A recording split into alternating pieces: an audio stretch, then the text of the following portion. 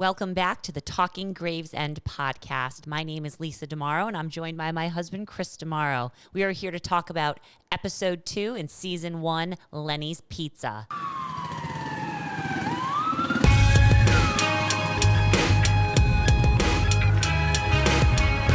come from Springfield, baby. We come from Springfield.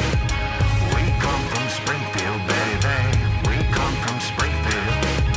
We come from Springfield, baby. We come from Springfield. We come from Springfield, baby. We come from Springfield.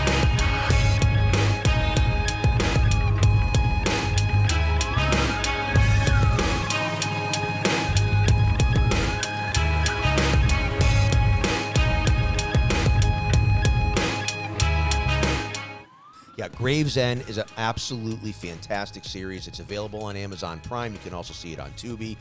If you haven't gone ahead and watched our very first episode that we just recorded, go ahead, watch The Feast of 18th Street. It's covering the very first show. That way you'll be able to be right up to speed here on episode 2. Absolutely. This show just captivated us, Lisa, since really just to bring some folks, if this is your very first time watching the Talking Gravesend podcast, the reason that this show got us, frankly, was everything. The writing is unbelievable.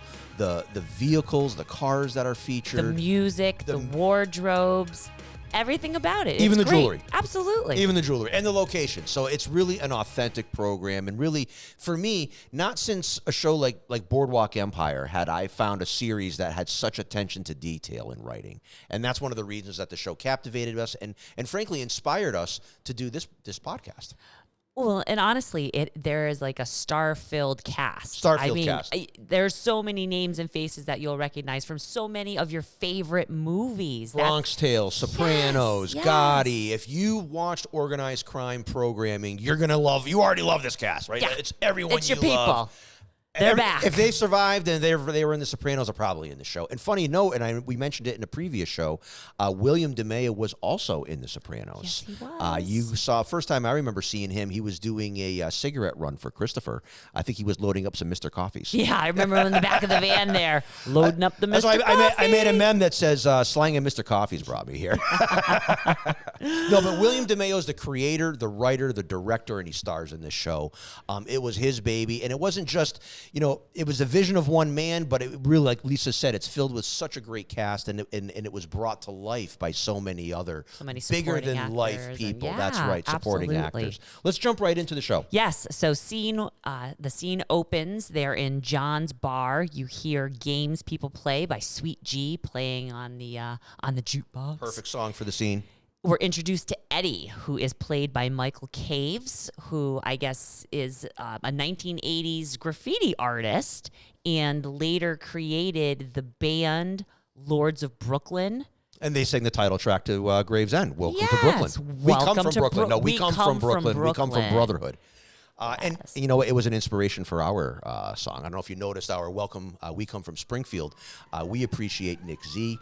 He did an outstanding job in his studio, producing, writing that homage to that Lords of Brooklyn song. So I hope really you guys like enjoy our theme song. Lisa, we had to show up, right? We're from Springfield.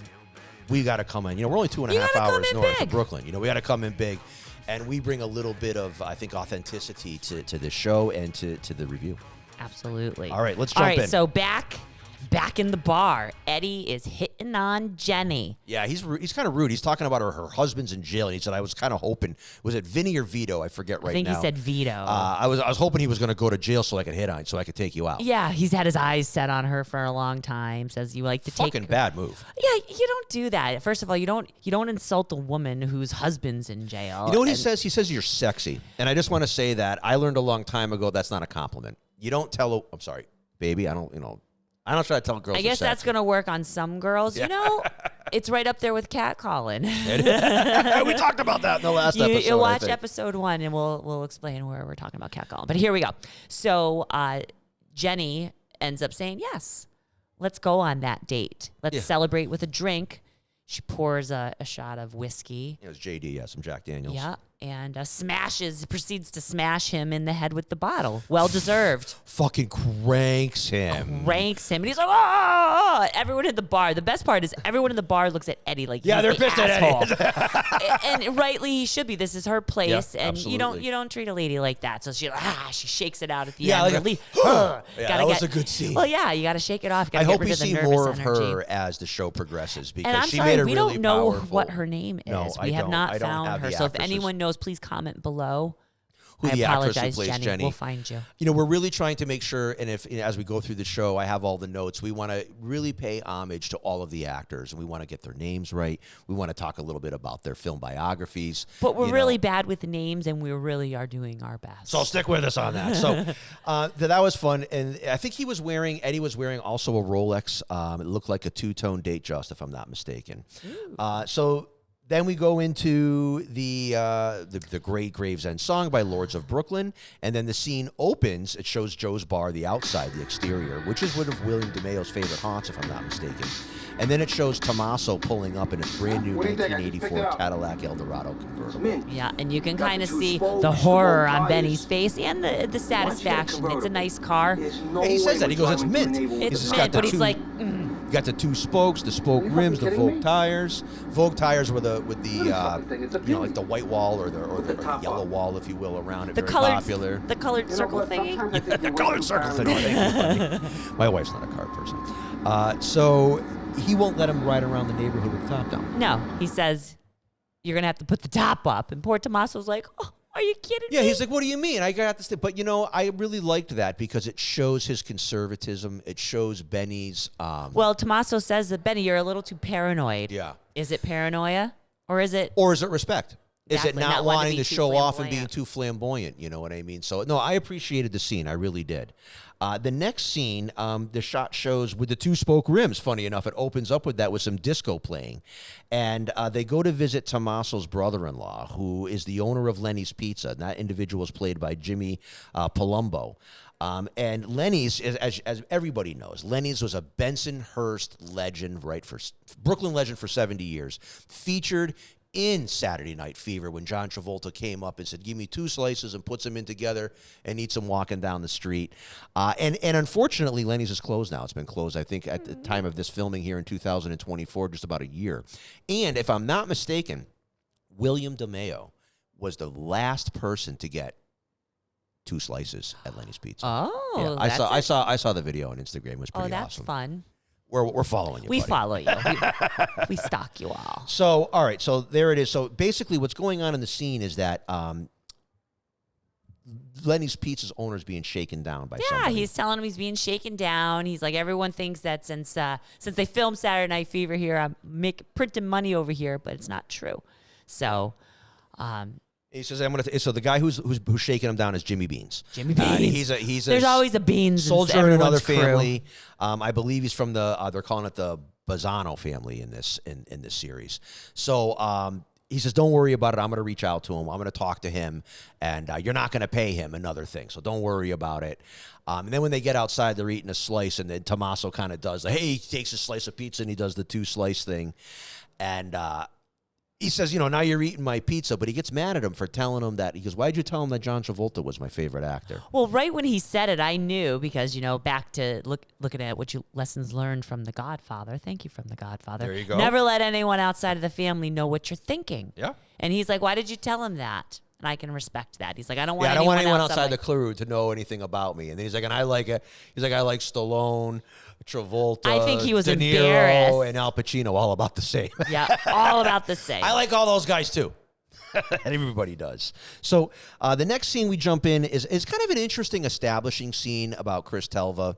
And it's a scene of him at a little backroom card game, and they bring in this car thief guy, and he scares him into maybe not breaking into cars in the neighborhood anymore, just kind of showing that they keep watch over the neighborhood, and that he's maybe not someone to toy with. Yep. So it's just kind of an establishing. I didn't really think we need to spend too much time on that scene. Yeah. It just tried to show that Chris is tough. So the next scene, though, Lisa, is right at about 10 minutes on the timeline, and I do want to watch it together with the audience because there's a couple of interesting things about it.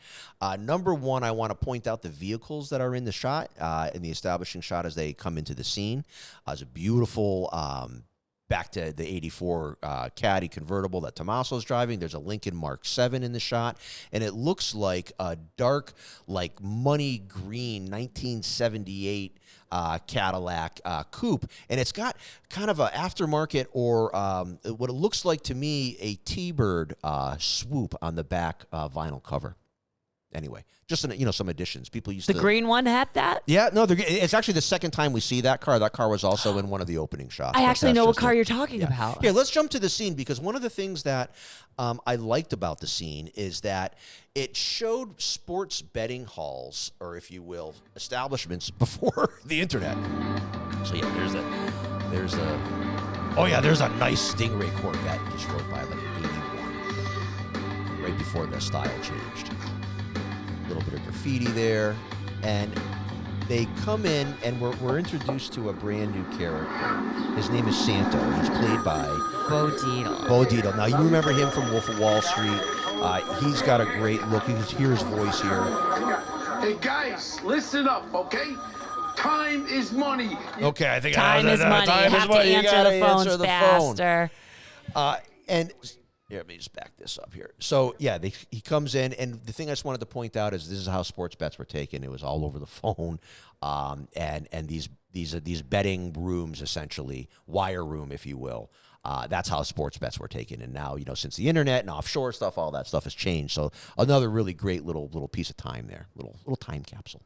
So inside of the talk, they talk about, did everybody pay up? We got any stragglers? And then Santo brings up, we had one problem. Everybody but Judah. Yeah, Judah. And it was 20 racks. Yeah.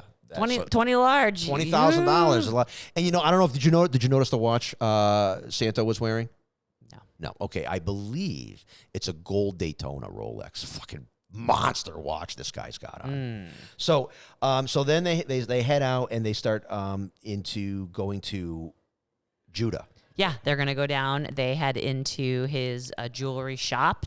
You'll see Abraham, who is played by Ken Lenner.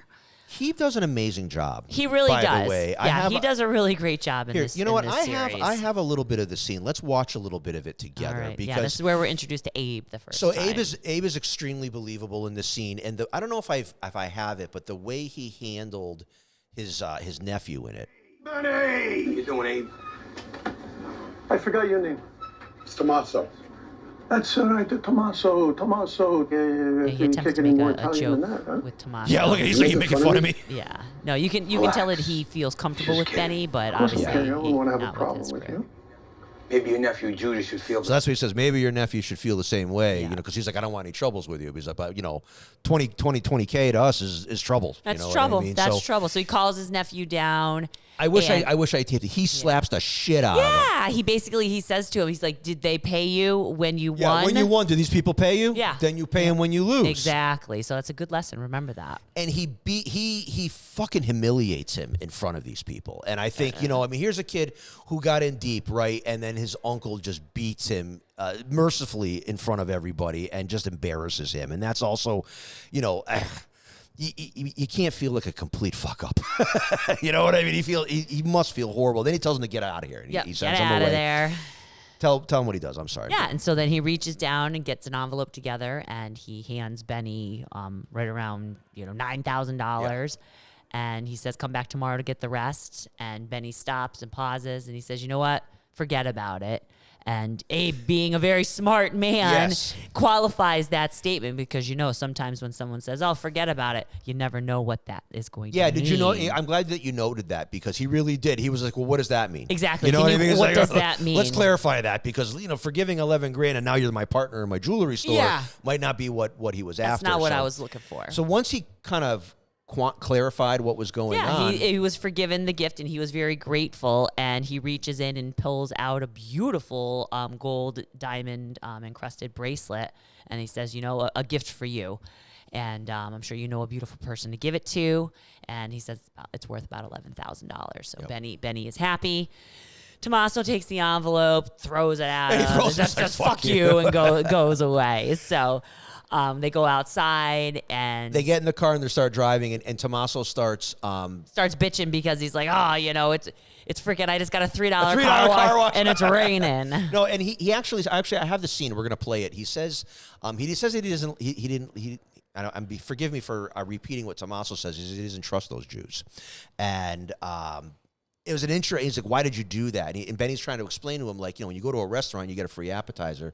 You come back to the restaurant because you had a good time. Absolutely. He said that this guy, he gets us. He hooks us with so many good business clients. Yeah, he's such a great lead. You don't want to screw over someone that's good to you over something like that. And then he brings up The Godfather. He goes, "Well, remember what Hyman Roth did in The Godfather?" And Benny turns to him and he goes, "Yeah, but that was a movie." And then Tommaso says, sometimes it feels like our life is a movie. and that is where, again, I get the Saturday Night Fever. So let's go right to the scene because it's a great scene.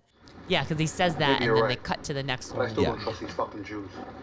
Do you remember what Hyman Roth did in The Godfather? He betrayed the fucking Corleone family. This isn't a movie. Well, sometimes our lives feel like it is. I mean, Look at this fucking shit, the rain. I just spent $3. $3. I spent fucking 25 yesterday.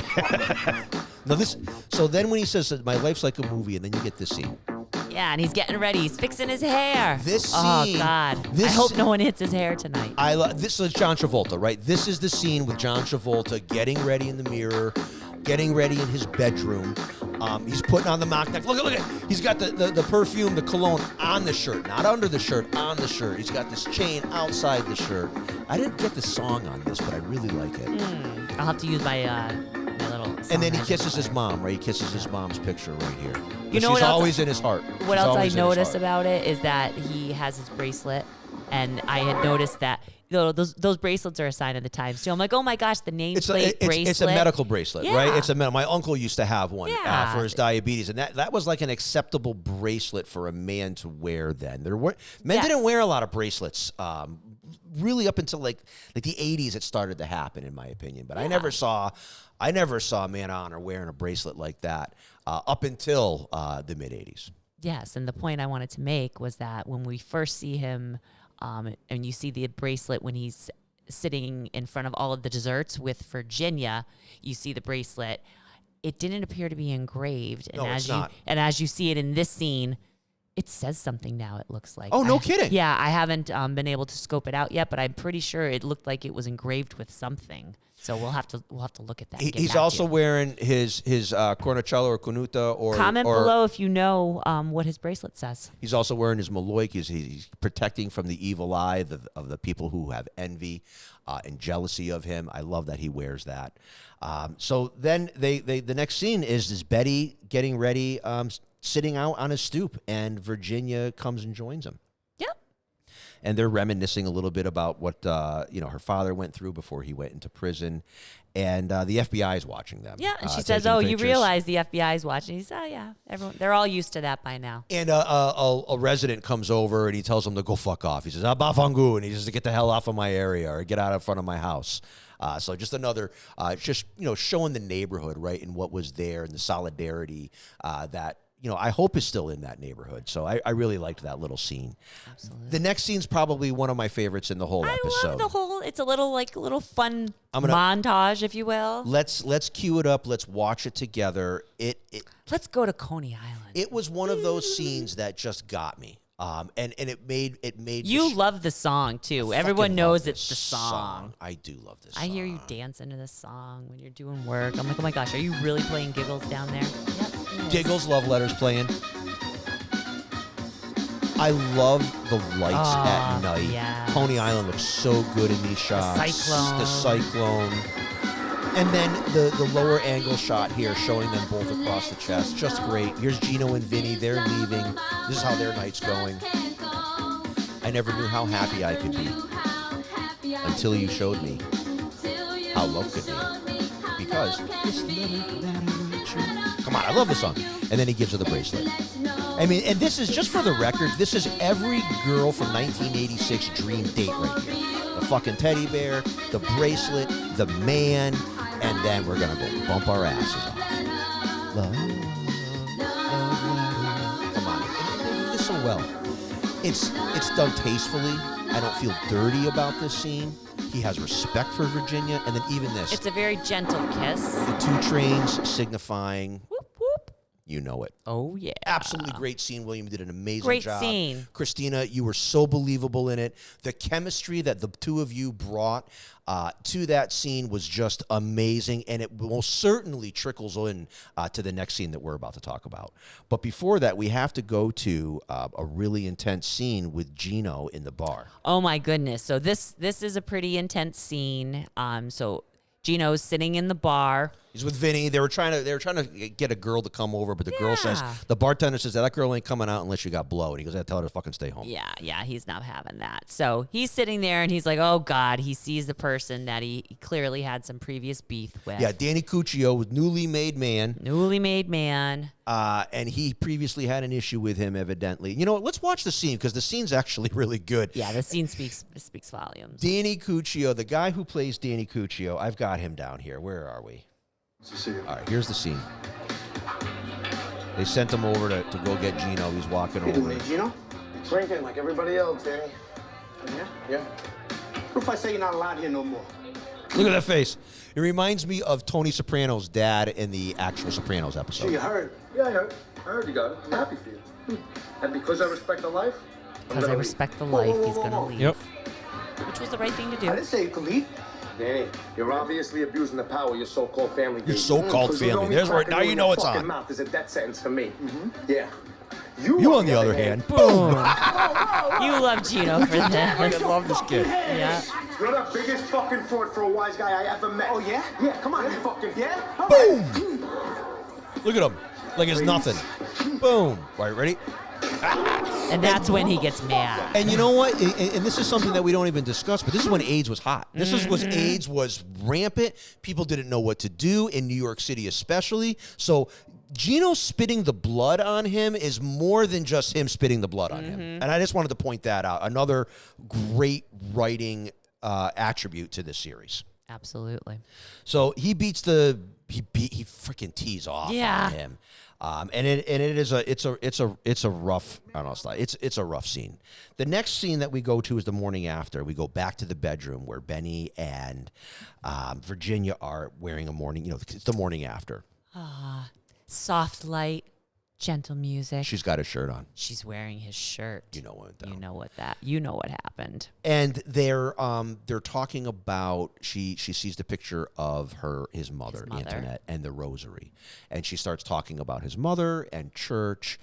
And Benny has his mother's the rosary It's tattooed. Yeah, Antoinette's on one arm and her rosary is on the other. Correct. And it's interesting because there's a Buick Grand National above his bed. It's a giant poster of a fucking car. I like the car. Come on. I think it's hilarious that he had a picture of the car above his bed. Art to everybody. art, man. Yeah, define your own. I hope he's, well, anyway, we're not going to talk about it being fast. Anyway, little analogy there. So she says, he gets a beep. And it's because of the fight that just took place that we just saw with Danny Cuccio and Gino, and he has to leave, and Virginia's left really lonely. Just pretty Right, much. they just had this wonderful night, and now here she is having to be left alone. And it's feeling just like, that. It's that night, like I said a few moments ago, was like every girl's dream date in the late '80s. You know what I mean? And she's got the guy, she's got the bracelet. She got the giant teddy bear. They had fun. And then they made love, and it was soft and sensual, and it was everything that she's been looking for and afraid of, right?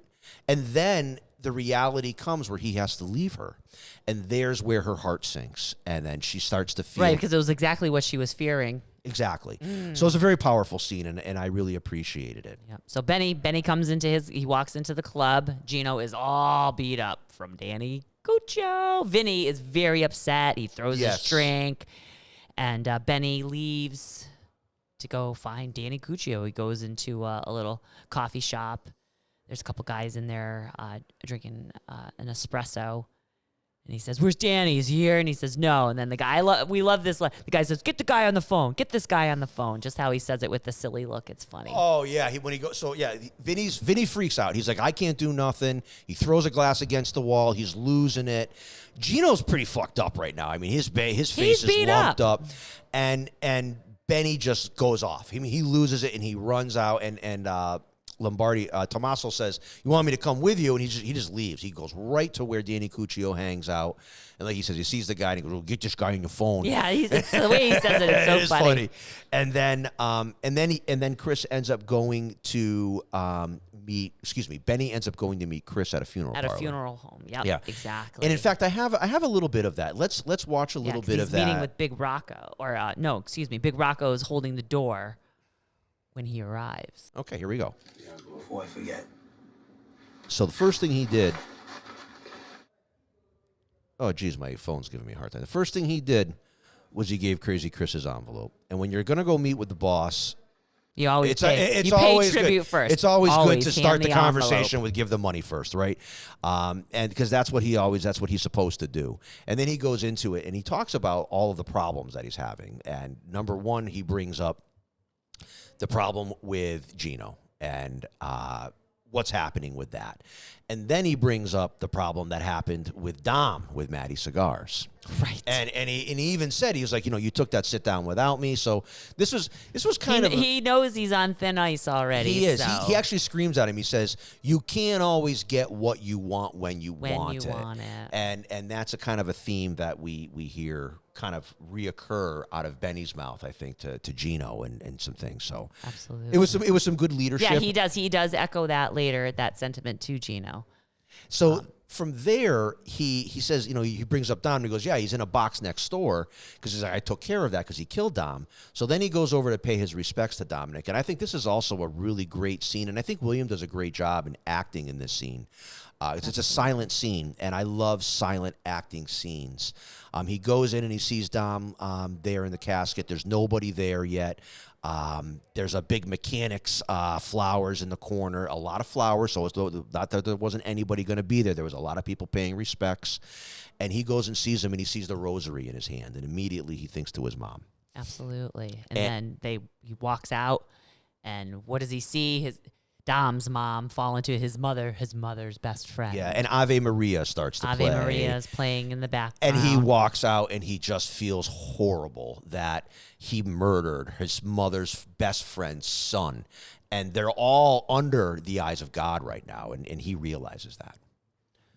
So really, that was just a very powerful scene. I was a bit emotional with it, and you could tell he walks out of the church. He sees his mother, Dom's mother, just beside herself in grief. Barely able to walk. And he feels horrible. And the next scene is Benny inside of the church, and is it Our Lady of Grace Church in Brooklyn? Yes, Okay, which thank is you. actually Benny's. Betty. William DeMayo's home Williams, parish. Yeah, that's his and church. you'll see in our intro we used Our Lady of Mount Carmel. Benny is in front of St. Anthony, and he says, "What was I supposed to do? The rules are the rules, and I had to stand by them." Yeah. What else can you do? And right there, he's echoing Mikey there, where Mikey's like, all you have to do is follow the rules. Yes. That he said in the other episode there, And- or earlier. And he answers St. course I Anthony know what because I St. am. Anthony says, do you know what you are? And obviously, we're saying, do you know you're a monster? I'm a soldier. And Benny's response is, of course I know what I am. I'm a soldier. And he walks out, and Lords of Brooklyn, Where Do Gangsters Go When They Die, from Lords of Brooklyn plays.